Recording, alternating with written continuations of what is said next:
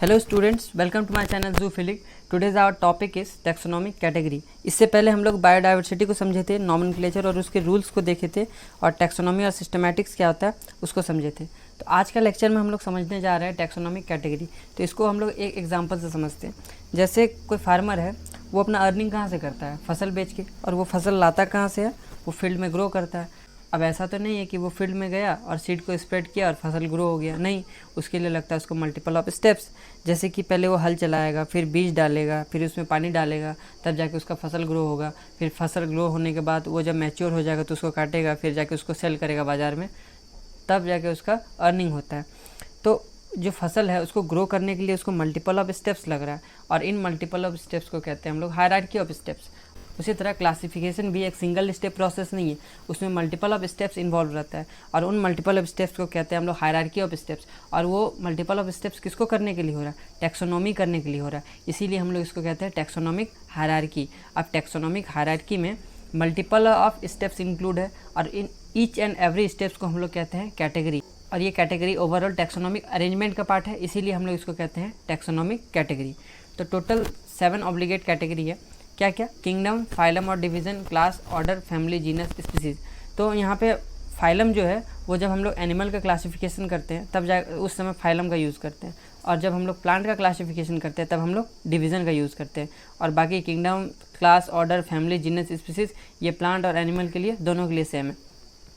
अब हम लोग 7 ऑब्लिगेट कैटेगरी का क्या मतलब होता है कि अगर हम लोग को किसी ऑर्गेनिज्म का क्लासीफाई करना है, उसका क्लासिफिकेशन करना है, तो उसके लिए इन 7 कैटेगरी का होना मस्ट है, कंपलसरी है। इसीलिए हम लोग इसको कह रहे हैं 7 obligate category.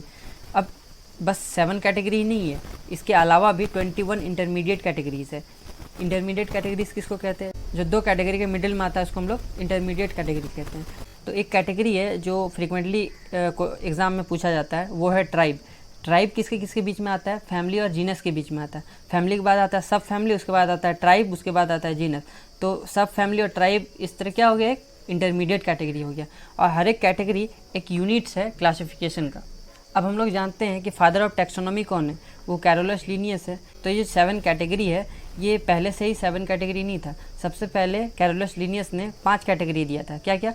Class, order, genus, species और वैरायटी। इसमें से वैरायटी को रिमूव कर दिया गया तो बचा 4, क्लास, ऑर्डर, जीनस और स्पीसीज। इसके बाद इसमें 3 मोर कैटेगरी को ऐड किया गया, किंगडम को, फाइलम और डिवीज़न को और फैमिली को। तो इसके बाद टोटल बना 7 कैटेगरी। अब अगर हम पूछे कि इन 7 कैटेगरी में सबसे ज़्यादा सिमिलैरिटी किस कैटेगरी में देखने को मिलता है, तो वो है स्पीसीज़ के लेवल में। अगर हम लोग स्पीसीज़ के लेवल में देखें तो सबसे ज़्यादा सिमिलैरिटी इस कैटेगरी में देखने को मिलेगा। क्यों? क्योंकि यहाँ पे बहुत ज़्यादा स्पेसिफिक कैरेक्टर का बात होता है।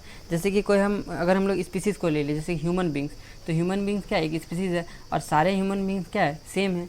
सबका बॉडी वेल डेवलप्ड है, सबके पास एक्सटर्नल हेयर है, मेमोरी ग्लैंड्स पाया जाता है, सब एक जैसा दिखते हैं, सब एक जैसा बात करता है, एक जैसा चलता है।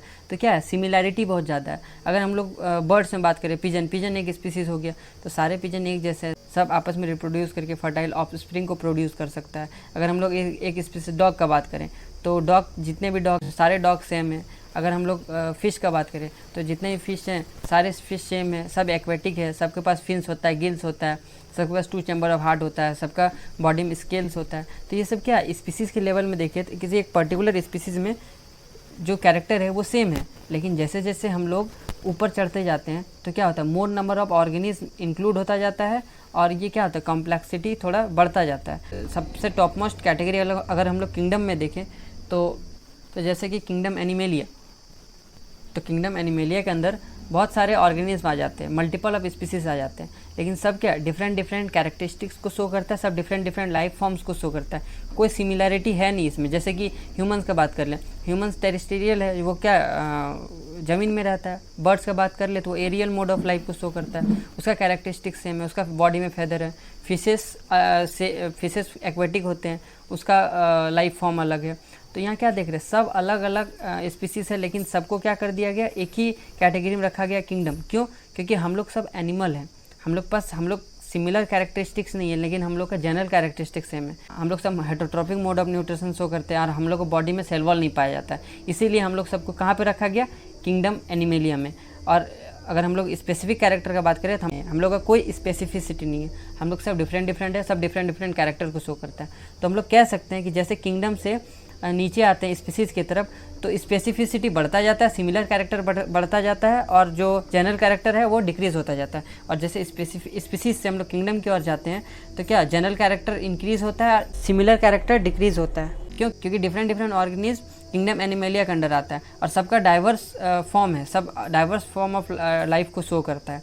तो यहाँ पे हम लोग कह सकते हैं जो स्पेसिफिसिटी है वो सबसे लोएस्ट कैटेगरी स्पीसीज में देखने को मिलता है और जो जनरल कैरेक्टर है वो किंगडम में देखने को मिलता है। तो इन 7 कैटेगरी को हम लोग एक निमोनिक से याद रख सकते हैं, जैसे कि कीप, पॉट्स और डिश, क्लीन और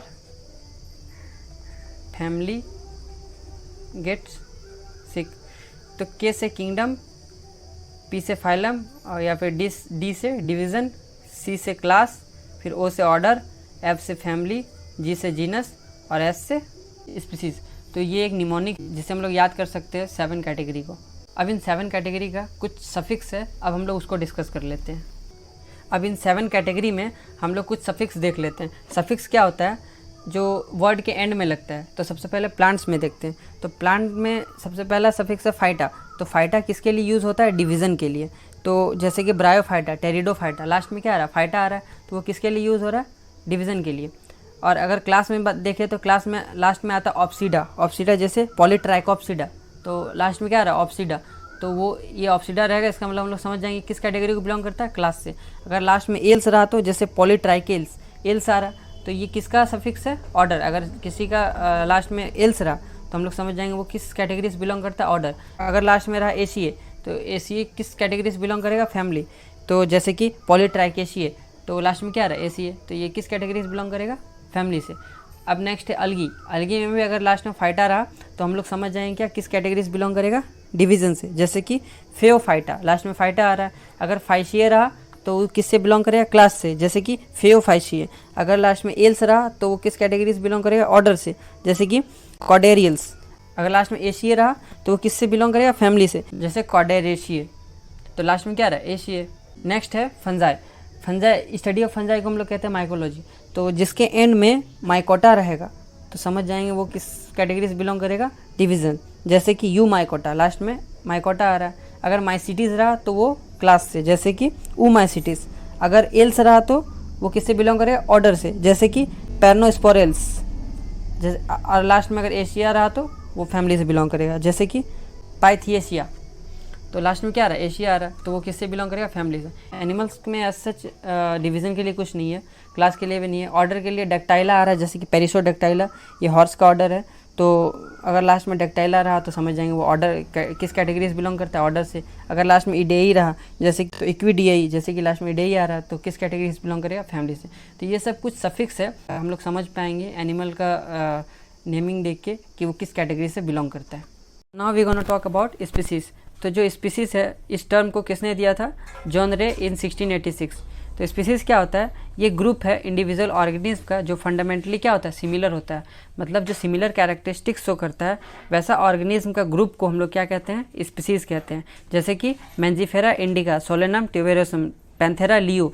तो इंडिका हो गया, ट्यूबेरोसम हो गया, लियो हो गया, ये सब क्या है? ये सब स्पीसीज है। और मैंजीफेरा, सोलेनम, पैंथेरा ये सब क्या है? ये सब जीनस है।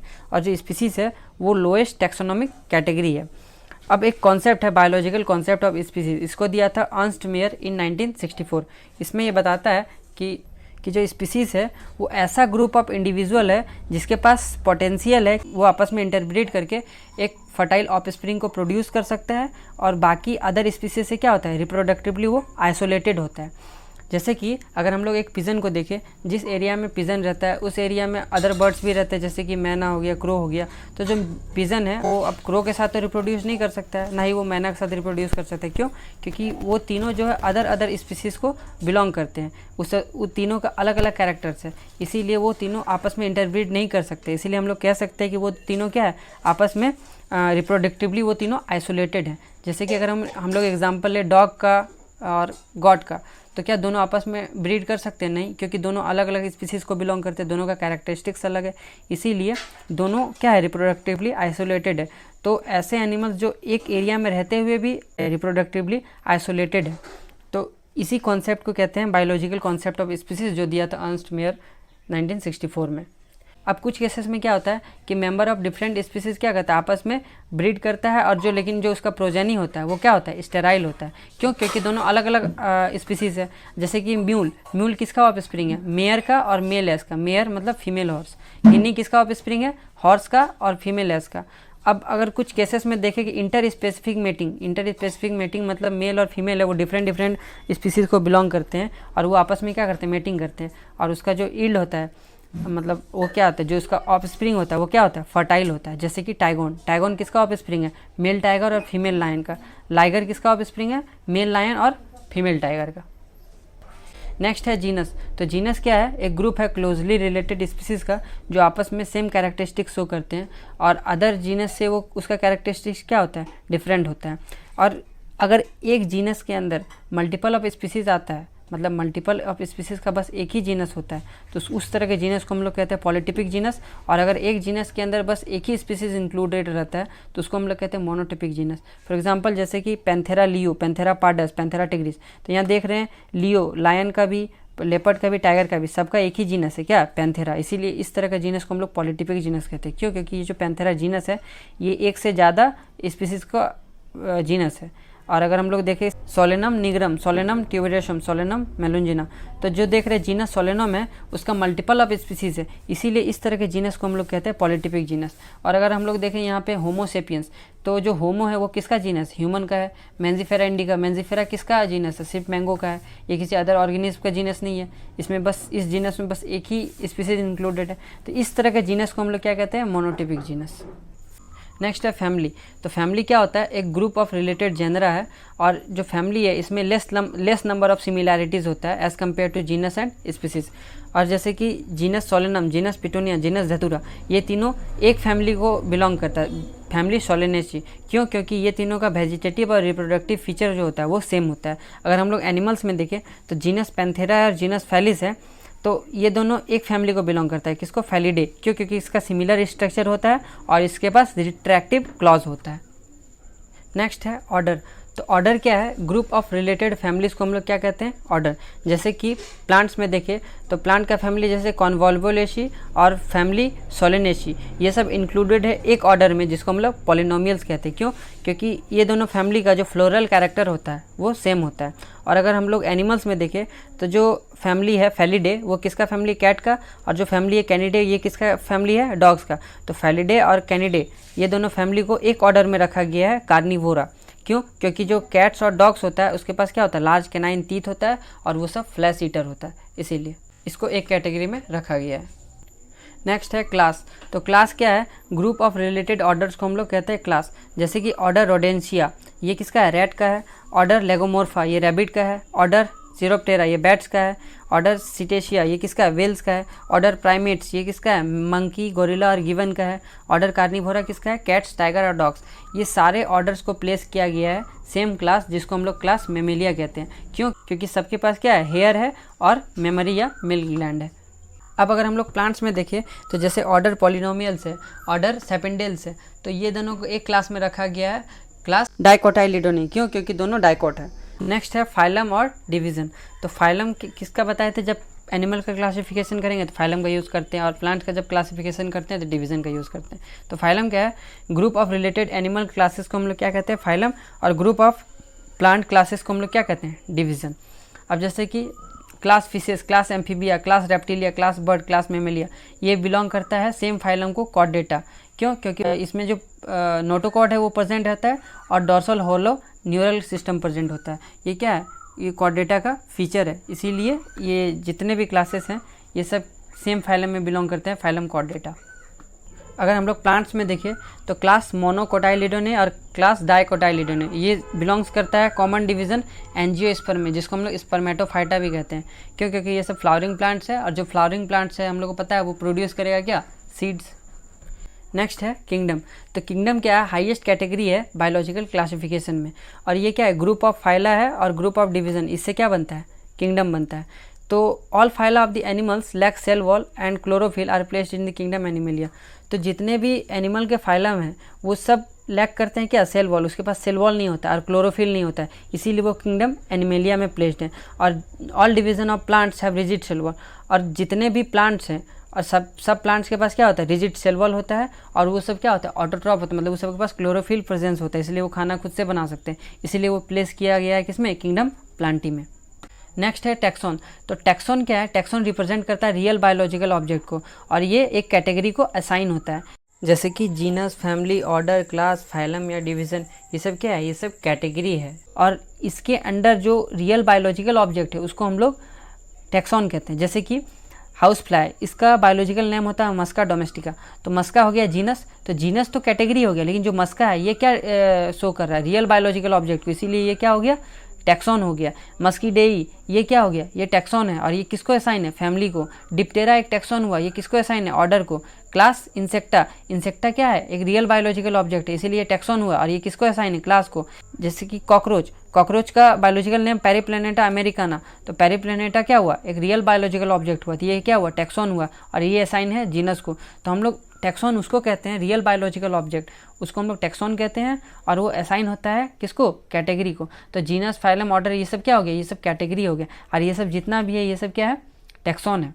तो टैक्सॉन किसको बता रहा है, रियल बायोलॉजिकल ऑब्जेक्ट को। अब इस चैप्टर का लास्ट टॉपिक बचा हुआ है टैक्सोनॉमिकल एड्स, उसको हम लोग नेक्स्ट लेक्चर में देखेंगे। तब तक के लिए थैंक यू।